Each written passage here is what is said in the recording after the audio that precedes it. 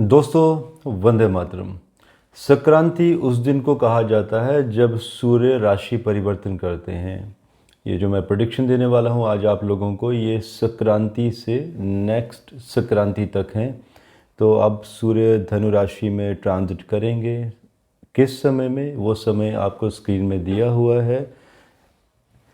अब इसमें आप लोगों की बहुत बार रिक्वेस्ट भी रही है कि हम कमोडिटीज़ के ऊपर भी प्रेडिक्शन करें। सो कुछ मैं प्रेडिक्शंस लेके आया हूँ आप लोगों के लिए पहली बार, और अगर ये एक्यूरेसी रहेगी 95% तक तो हम नेक्स्ट संक्रांति में भी कुछ नई प्रेडिक्शंस लेके आएंगे। तो देखिए, इसमें हम कमोडिटीज़ एंड न्यू CDS कौन बनेंगे, ये सब भी हम कवर करेंगे इसमें आज।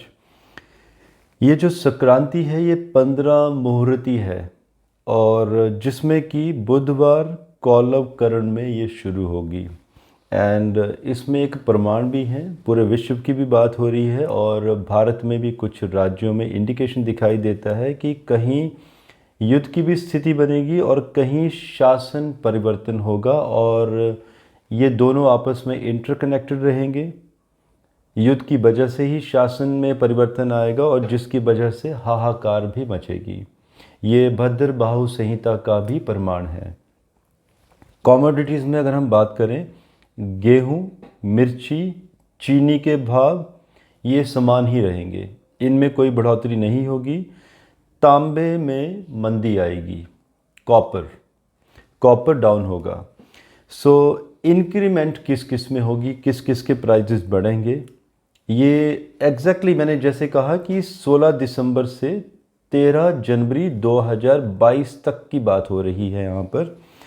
इसमें सोना, चांदी, पीतल, कांसा, मोती, क्रिस्टल्स, मोती मतलब जो पर्ल्स आप पहनते हैं, क्रिस्टल्स एंड कुछ स्पेसिस जैसे कि कार्बन, डायमंड भी कार्बन से ही बनता है, एंड स्पेसिस में कोरंडम भी आ जाता है।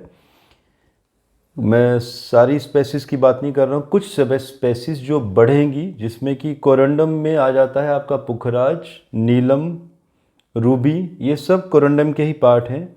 बेरियल में एमराल्ड। तो इनके रेट्स बढ़ेंगे इस मंथ में। अगेन ये डेट्स जो दी हुई हैं इन्हीं के बीच में, संक्रांति टू नेक्स्ट संक्रांति। रुई, सूत, गुड़, धान, घी, चावल एंड मूंग, चंदन, सरसों, अरहर के भाव भी बढ़ेंगे।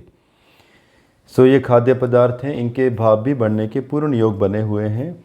और दोस्तों, ये जो संक्रांति रहेगी ये पीड़ादायक रहेगी, और इसमें बैलों को भी पीड़ा होने के योग दिखाई देते हैं।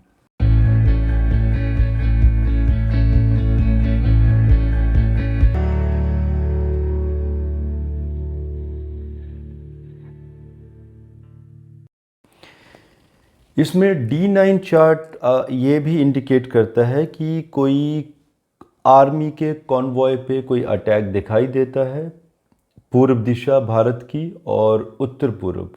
मैं पुराने वीडियो में भी एक इंडिकेशन दे चुका हूँ, जिसमें Nagaland and north east in direction में कुछ इस तरह के इंडिकेशन दिखाई देते हैं। सो एक आर्मी के लिए भी अलर्ट है कि पहली एजेंसीज़ को इसके बारे में और भी ज़्यादा अलर्ट हो जाना चाहिए। बहुत सारे लोगों के क्वेश्चन भी थे कि न्यू CDS कौन बनेंगे। जब ये कुंडली निकल कर आई है 3:45 पे, आप देखिए, जो लोग पहली बार देख रहे हो इस तरह की कुंडली, आप सूर्य की स्थिति देखिए। सूर्य यहाँ पे ट्रांजिट कर चुके हैं धनु राशि में 0 डिग्री 0 मिनट एंड 2 सेकेंड्स। तो एग्जैक्टली 3:45 पर ही धनु राशि में ट्रांजिट हुआ है। एंड तुला लगन की कुंडली बनी है राहु के नक्षत्र की, स्वाति नक्षत्र में ट्रांजिट हुई है लगन की।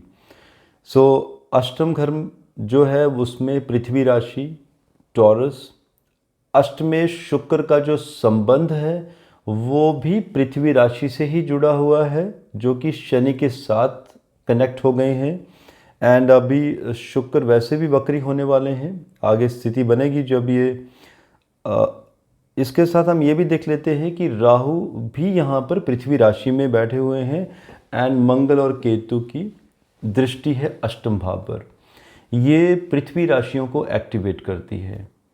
8वें घर से युद्धों के बारे में और आर्मी के बारे में भी विचार किया जाता है, न्यू पोजीशनिंग एट्सेट्रा, और 7वें घर से भी। सो ये इंडिकेट करती है कि थल सेना अध्यक्ष की तरफ इशारा करती है। तो इट्स अ कैलकुलेशन, ज्योतिषीय योग की ही बात कर रहा हूँ मैं। अब देखते हैं कितनी एक्यूरेसी आती है इस कैलकुलेशन में।